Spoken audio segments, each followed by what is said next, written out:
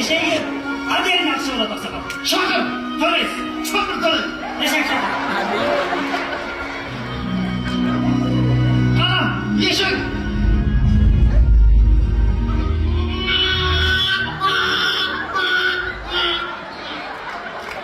Anam. Anam. Ben tostum orşası gibi. Ben buna şileyi tut da şile getirem. Ne var eşek sakal? Evet. Ne bu? Piyonları gördünüz mü? Gördüm. Boyunda var. Sırası gele. Toy kaçan toy. Toy bir cumadan giyin. Ha bu kadar ekini de yavrum. Ne var lan? O tasmayın lan. Anam. Yeşil.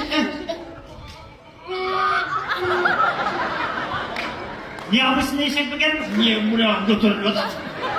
Kuyruk götürülüyor. Anam. Al. Anam. Anam. Bol para. Sor. Oy bana.